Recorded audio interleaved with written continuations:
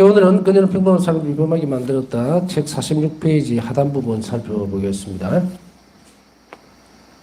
바오사 성리는 실질적으로 이제 다양한 형태의 일들을 통해서 사람들이 요청하는 부분 아니고 그 사람들에게 도움이 될 수 있도록 하기 위해서 노력을 했습니다. 우리가 이웃에게 대해서 이웃의 고통을 함께하고 그들의 어떤 어려움들 그것을 위해서 우리가 할 수 있는 일은 무엇일까? 물질적으로 무슨 이러이러한 도움을 줄 수도 있지만 사람이 물질로 해결하지 못하는 게 너무 많습니다. 행복을 돈으로 살 수 없죠.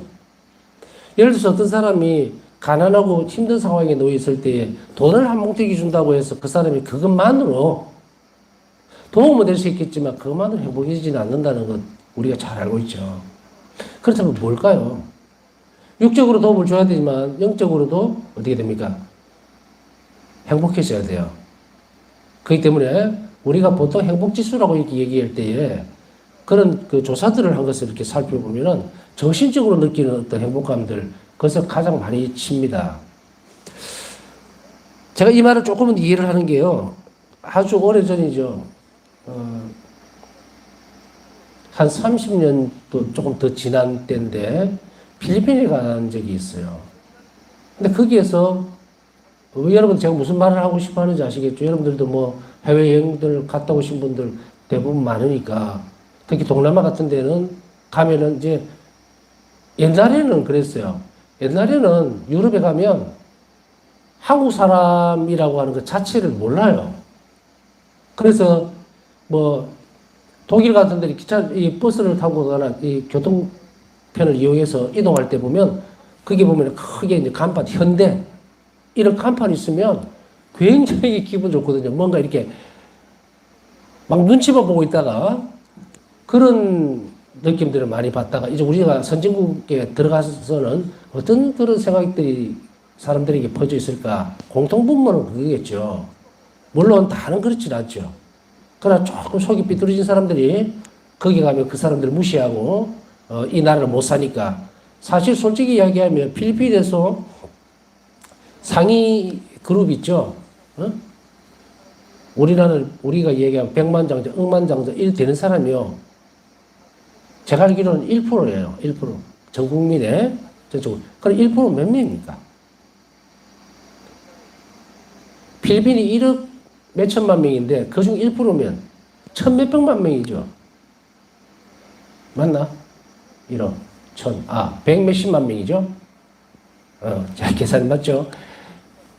100만 명이 넘는단 말이에요, 그게. 근데 우리나라는 어때요? 100만 명 됩니까? 안 됩니다. 그런데 그 가난한 일반적인 서민들한테 가서 막 없다고 무시하고 이렇게 해버리죠. 그런 것이 옳을까? 저는 거기 가서 이런저런 이유를 두고서 떠나서라도 태국도 그랬었고요. 필리핀에 가서도 충격을 상당히 많이 받았어요. 행복이 정말 저런 것이겠다라는 생각. 왜냐하면 그 가이드가 이런 얘기를 하는 거예요. 길거리에서 이렇게 자판이라 해야 됩니까? 이렇게 가판이라 그래야 되겠죠? 옛날에 왜 담배를, 까치담배라 그래갖고 한 개피씩 팔고 이랬잖아요. 여러분 기억하시는 분들이 있을지 생각하는데, 그렇게 된 것을 이렇게 들고 다닙니다. 판에다가 담배 종류별로 해가지고, 야, 하나 줘. 이러면 한 개피 빼서 주고 돈 받고. 제가 알기로는 이 사람이 하루 종일 벌어봐야, 환율은 전 잘 기억 못 합니다. 300페소. 300페소면요, 우리나라 돈으로 그 환율 계산했을 때에 아마 얼마인지 잘 기억이 잘 안 나는데 한 500원? 2배 정도 되려나? 하여간 그래 됩니다. 여하튼 근데 거기에서 맥도날드에 제가 듣기로는 맥도날드에 가서 햄버거 하나를 딱 사고 콜라를 하나 사면 100페소가 그랬었다 그래요. 그러니까 뭡니까? 하루 종일 벌어서 땡볕 때 10시간 이상씩 노동을 해가지고 얻는 획득하는 돈이 300페소예요. 근데 햄버거 하나하고 콜라 하나가 100페소입니다. 근데 이 사람은 어떻게 합니까? 여러분들 어떻게 하시고 싶어요? 300페소 벌었으니까. 굶거나 물 마시면서 배고프겠죠? 우리도 그렇게 생각했어요. 저는 개인적으로. 그렇게 했지. 그때 뭐라고 얘기하냐면 이 친구는 딱 12시나 이래 되고 점심때가 되면 맥도날드로 딱 간대요. 일반적으로는 그게 비싸서 안 간단 말이에요. 근데 맥도날드를 딱 가서 햄버거 하나와 콜라 한 잔을 딱 시켜서 시원한데 다리 올리고 먹고 나와서 일을 한답니다. 그리고 200페소를 가지고 간대요. 가족들을 위해서. 이 무슨 말씀 드리고 싶어 할까는 여러분들 짐작하시겠죠. 이 사람은 자기가 가난하다는 것에 대해서 불행하다고 생각을 안 해보는 거예요. 근데 우린 답답하죠. 좀 저축도 해라, 뭐도 해라, 뭐도 해라, 이렇게 하면 이렇게 될 거다. 그래서 더 나은 삶을 살아가야지. 오히려 열대지방이라서 더 그런 경향도 있지만 저는 많은 충격을 받았어요. 그때는 뭐 신부된 지 얼마 되지도 않았고 해외여행이라고는 거의 눈꽃만큼밖에 그게 두 번째 여행인가 그랬으니까 너무 충격을 받아서 저게 뭘지 나도 저렇게 살고 싶다. 어? 우리가 추구하고 있는 가치하고 전혀 다른. 우리가 보면은 뭐 돈 모아서 집 사고 차 사고 뭐 이 계단이 있잖아요. 그지? 이렇게 하면 행복해질 것 같은데 이 사람은 아무것도 없어요. 우리가 볼 때는 물론 너무 없는 사람도 있지만 그 사람들이 노력을 안 해서 억지로 뭘 안 해서 그런 것도 있겠지만 제가 보는 것은 그러한 것을 다 분석하자는 것이 아니라 저들이 뭘 가지고 행복해 할까? 그 행복 지수를 본다면 우리보다 돈도 없지요. 가난하지요. 더 떨어져 있는 그런 삶을 살아가면서도 아마 필리핀에서 더 많은 느낌을 받았던 것은 필리핀이 가톨릭 국가잖아요. 아마 그래서 그런 것도 많이 받은 것 같아요. 성당에 갔을 때도 늘 거기 가서 학생들 교복 입고 오는 거 보고 놀랐어요. 성모님 그 발연지가 하나 있는데 거기에 학생들이 줄을 지어서 막 쭉 들어오는 거예요. 꼬맹이들이 교복 입고 들어와서 초봉헌하고 가서 줄 서갖고 성모님 앞에 가서 이렇게 등에 이렇게 등 부분에 손을 댄 데가 어딘지 잘 기억은 안 납니다. 모르도 대답 못 합니다, 저는. 그렇게 하는 걸 보고 너무 충격을 받았어요. 이들이 행복해하는 근거가 여기 있구나. 물론 그 중에는 뭐 열심하다, 안 열심하다 그걸 떠나서 제가 말씀드리고 싶은 요지는 이런 내적인 평화, 이것도 그 사람의 삶을 전부 다 바꿔놓을 수 있는 것이라는 이야기예요. 그렇기 때문에 바우사 성리는 이 부분에 많은 것을 할애를 합니다. 다시 이야기하면 내가 가지고 있는 희생과 그리고 고통, 고난을 예수님의 희생과 고난에 결합시킴으로 인해서 금방 제가 말씀드렸던 영적인 기쁨을 이 사람에게 줄 수 있다는 거예요. 이게 놀라운 일이에요. 내가 그 사람에게 어떻게 자비를 베풀 수 있어요? 육적으로. 말을 통해서 위로를 해줄 수 있어요. 그러나 그 영혼의 평화와 기쁨을 줄 수 있는 것은 내적 기쁨이거든요. 그건 내가 줄 수 있는 게 아니에요. 그것은 내 희생하고 맞바꿔야만 줄 수 있는 거예요. 이 자비의 놀라운 신비입니다. 그래서 어떤 한 사람이 아플 때에 좀 여러분들 중에서 병자들도 힘들죠. 저도 뭐 멀쩡한 사람은 아닙니다. 어떤 조그마한 아픔이 있을 때도 예수님 순환을 묵상하고 예수님께 드립니다. 다는 안 돼요, 아직까지도.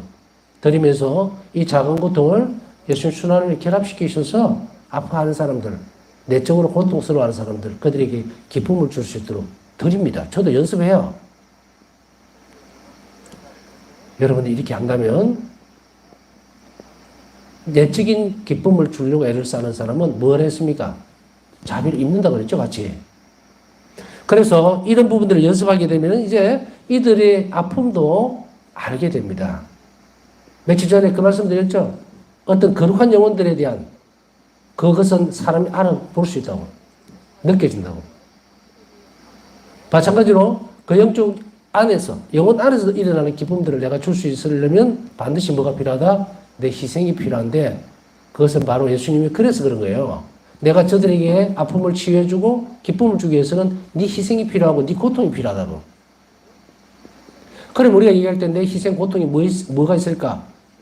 내가 조그마한 어떤 아픔이 있을 때 그것을 그냥 막 어떤 다른 것으로 소비시키는 것이 아니라 그 시간에 정말 아파했던 사람들, 그 사람들 위해서 기도하고 그걸 내드릴 수 있다면 이제 바우사 성리를 닮아가는 거예요.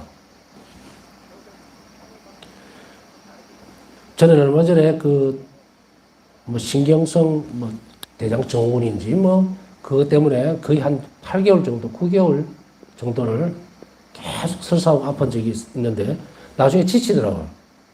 지치는데 그 중간에 저는 고마운 게 뭐냐면 여러분들이 없으면은 제가 이렇게 매일 혼자서 뭘 했으면은 좀 상기시키는 부분들이 부족했을 거예요. 물론 제 혼자 살면서 성실감도 할 거고 지킬 거는 지금까지 다 지켜왔으니까 하겠죠. 그러나 지성적이거나 또 혹은 묵상할 수 있는 거리는 여러분들 덕분에 제가 굉장히 많은 걸 받는 거예요. 마치 제가 주는 것 같지만 저는 엄청 난 이익을 받는 장사를 하고 있는 거예요. 장사를 치면. 제가 가르치는 그 내용이 보면 오늘 견뎌내야 되는 숙제예요, 제가. 그래서, 여기에서 내가, 오늘 가르쳐야 되는데, 내가 이것을 극복해내지, 극복한다기보다도 이걸 내가 받아들이고 순응하지 않으면 내가 이걸 어떻게 가르치지? 이런 생각들이 있죠. 그래서 그 시간을 지내면서 힘들었지만, 그때 어떤 기도들을 계속했느냐면, 정말 이 소화기관으로 고통받는 사람들을 기억했어요. 저는 솔직히. 잘 먹고 잘 내보내는 것이 복이라 그러잖아요. 근데 그것 때문에 막 일상이 흐트러지는 그런. 그 사람들을 위해서 저는 적어도 계속 그 부분들을 내놓았어요. 내놓으면서 이것을 한번 실천해보고. 뭐 늘 그래 해왔어요. 제가 폐결핵 앓았기 때문에 지금도 폐병으로 깊고 결핵으로 아파하는 사람들 누구보다 잘 알고.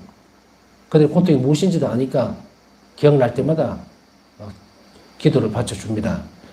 이것이 우리에게 있어서 얼마나 큰 자양분인지 몰라요.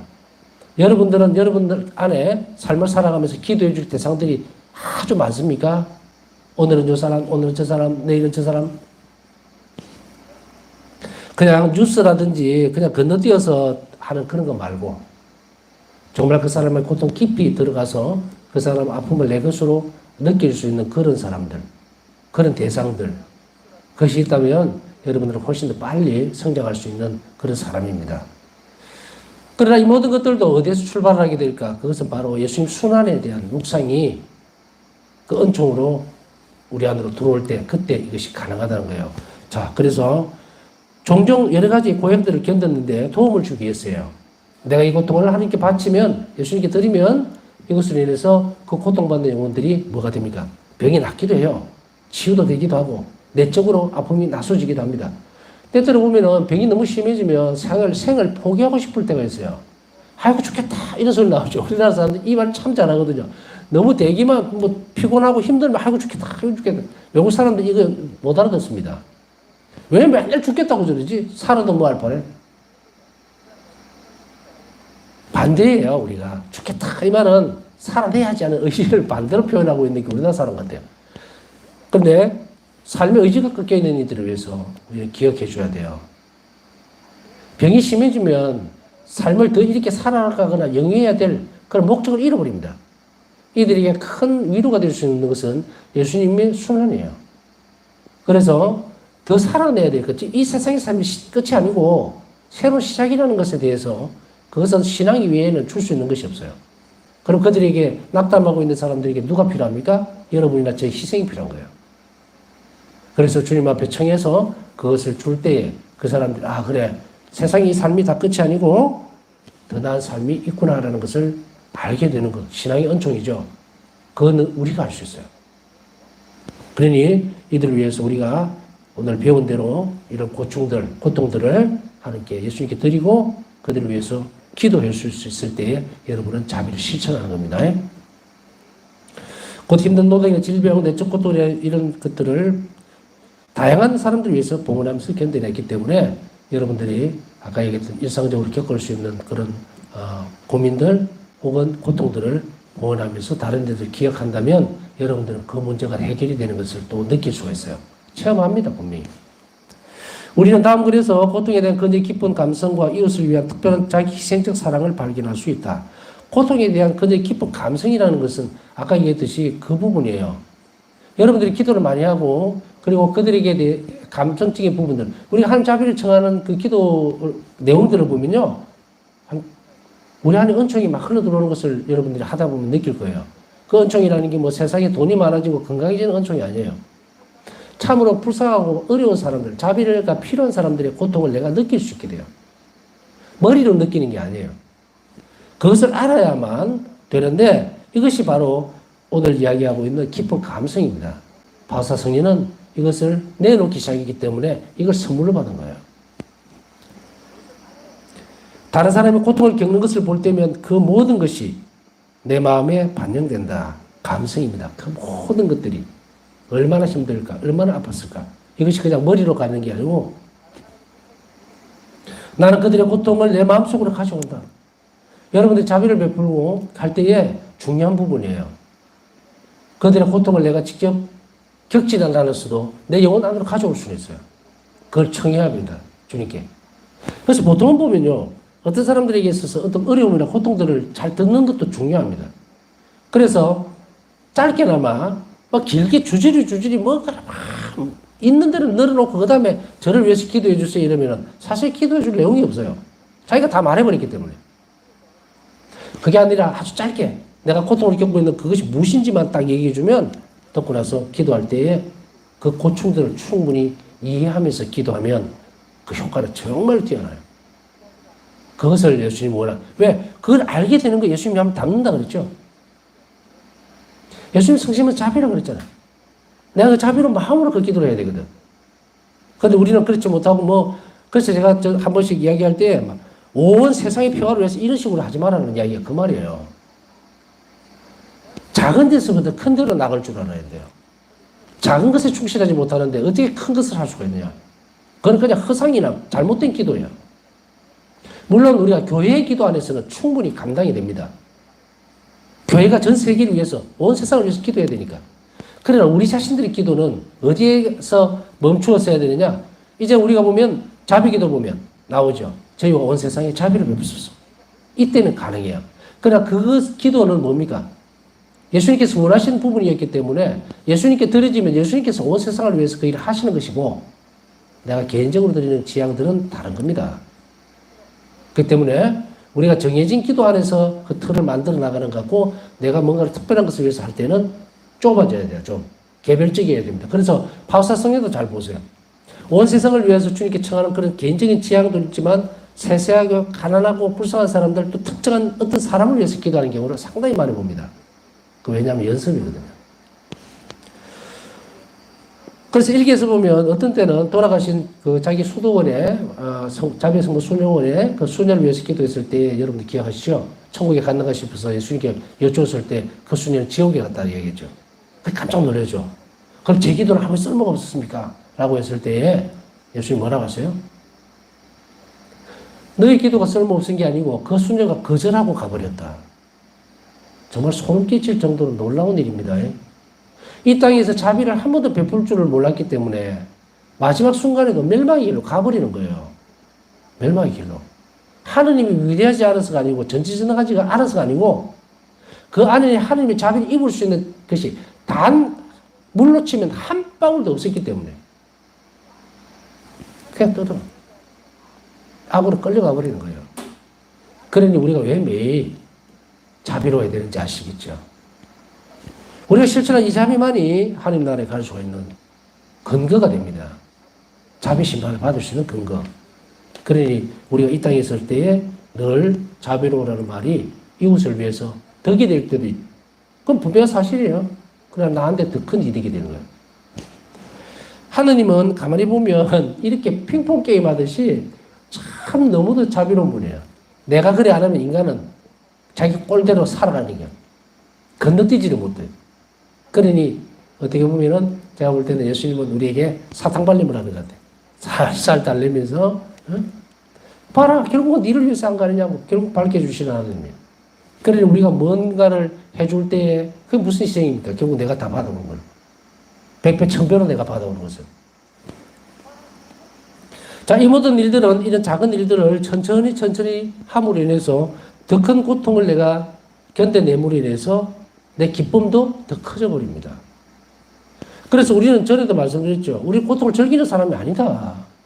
고통을 즐기는 사람이 아니고 예수님께 대한 사랑을 기뻐하는 거예요. 예수님께 드릴 수 있기 때문에. 이것은 나의 몸까지 상하게 한다. 나는 이웃을 돕기 위해 모든 고통이 내 위에 떨어지기를 원한다. 일기 1039번. 모든 고통이 내 위에 떨어지기를 원한다는 이 부분은 고통에 대한 깊은 감성 때문에 그렇다. 우리가 어떤 사람을 보거나 또 뭔가를 할 때 막 너무도 불쌍하고 애처로운 경우가 있죠. 머리로 느껴지는 게 아니고 온몸으로 느껴지는 경우도 짧게나마.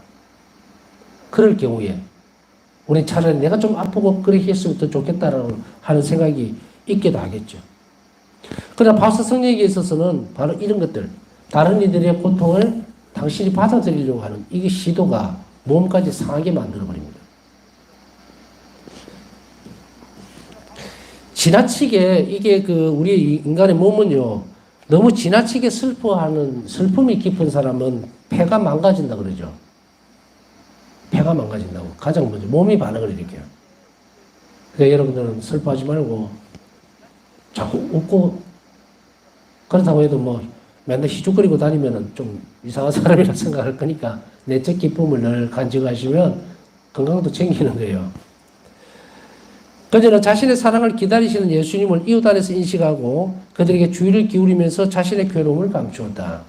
어제 설명해 드렸습니다. 이웃에 있는, 안에 있는 예수님이 아니고 내가 이웃에게 대해서 자비를 베풀 때에 내가 예수님께 자비를 베푸는 거예요. 그러니까 예수님은 어떤 한 사람에게 내가 자비를 베풀어도 되고 안 베풀어도 되는 그런 상황에 놓여 있을 때에 예수님은 옆에서 무엇을 기대하고 계시냐면 좀 자비를 베풀어 줘라 그러죠. 에?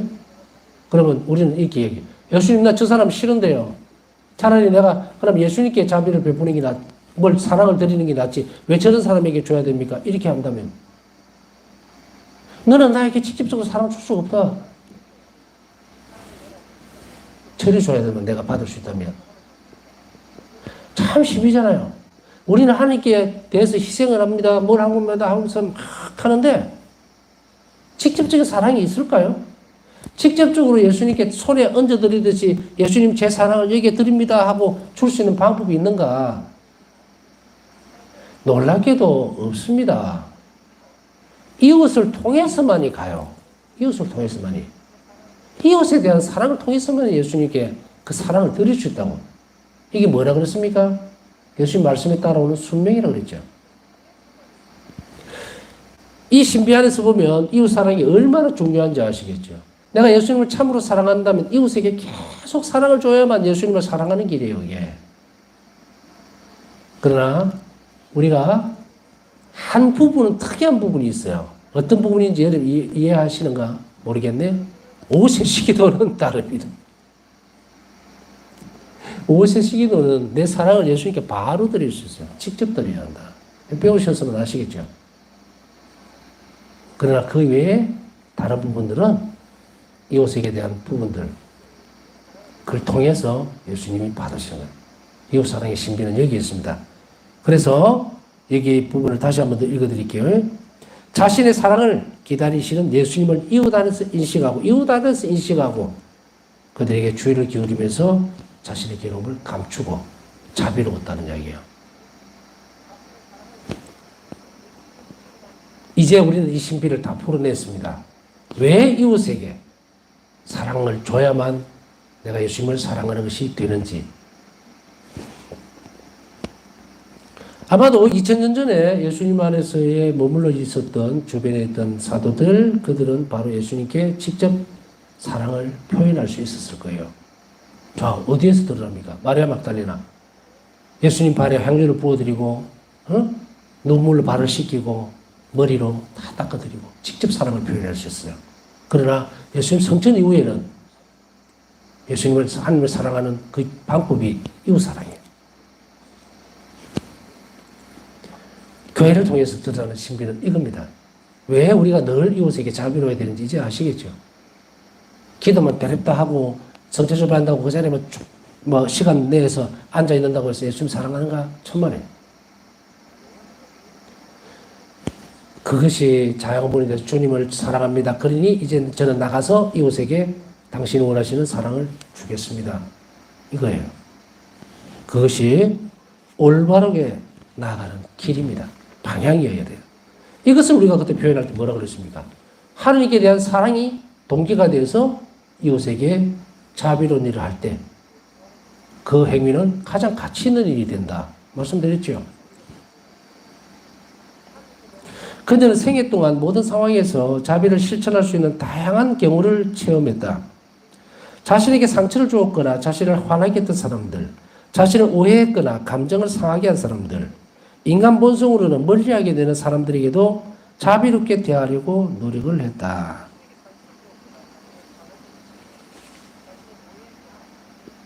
여기에서 보면은 무엇일까?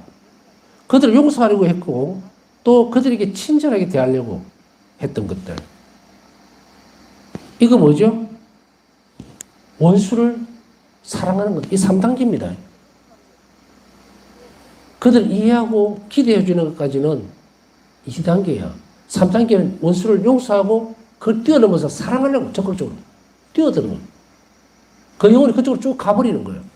이제 예수님께서 원하시는 것이 무엇이 됐든 이 영혼을 거칠 것이 없어요.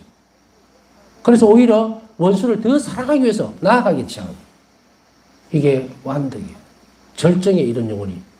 그래서 예수님, 바울사 성녀는 나중에 이런 고백을 합니다. 제가 지옥에 가는 이들이라도 그들을 위해서 이제 자신의 고통을 내놓겠다.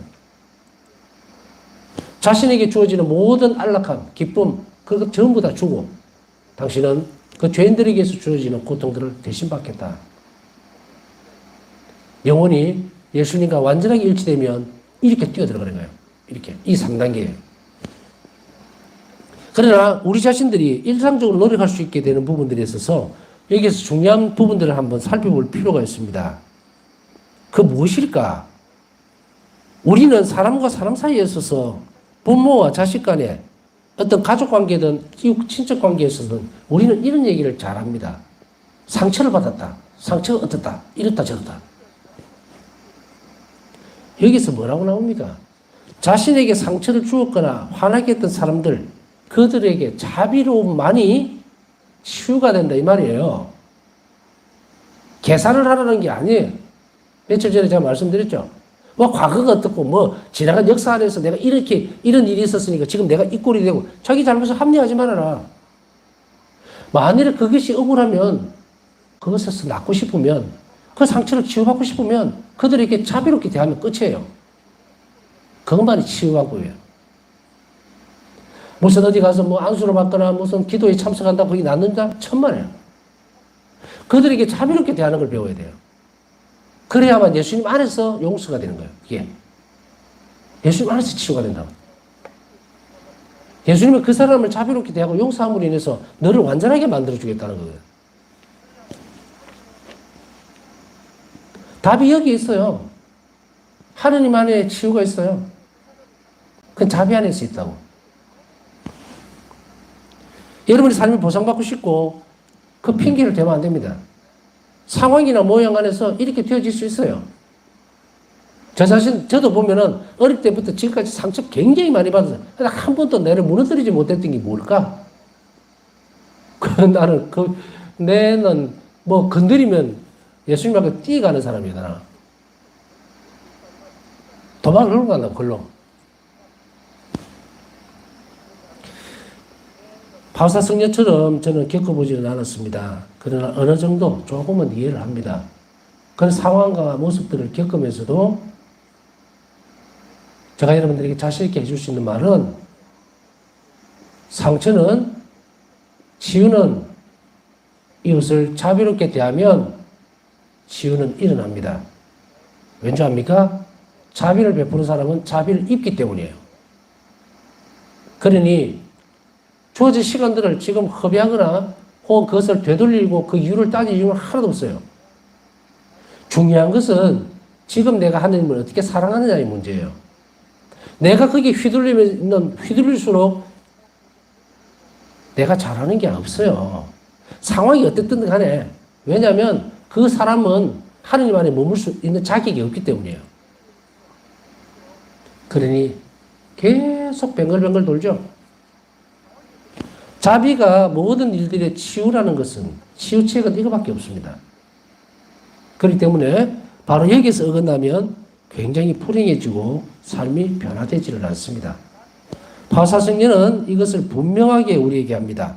인간 본성으로도 멀리하게 됩니다.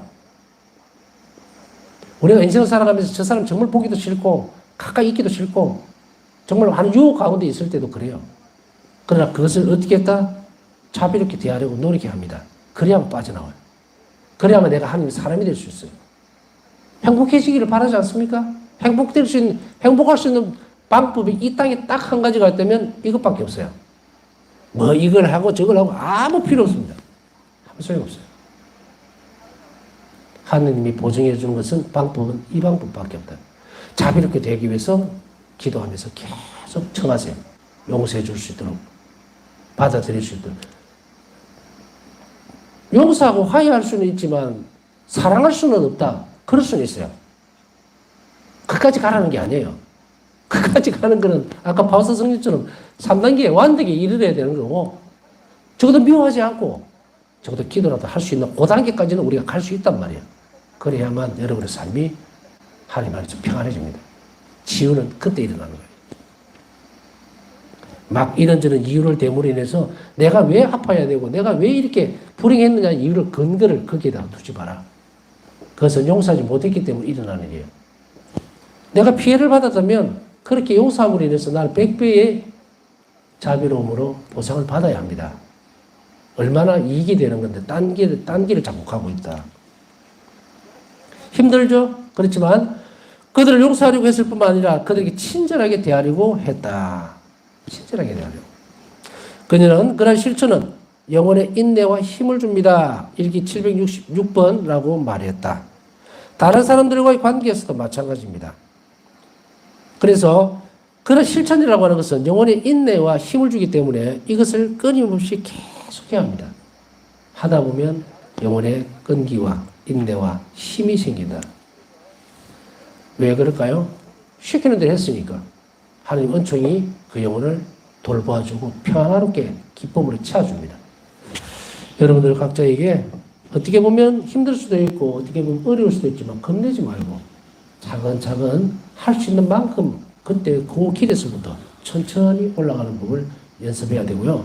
그것을 한 번 더 강조하지만 이 세상에서 모든 일들은 치우책은 하나밖에 없습니다. 그건 하나님의 자비다. 이웃에게 자비롭고 하나님께 의탁할 때 이것이 가장 훌륭한 치유책이에요. 그러니 행복해지려면 무조건 이 길로 가야 한다. 그것을 한 번 더 깊이 새겨야 됩니다. 남은 시간 묵상하면서 오늘도 기도 청하신 분들 원희가 하나님 자비를 입을 수 있도록 함께 기억해 주시기 바랍니다.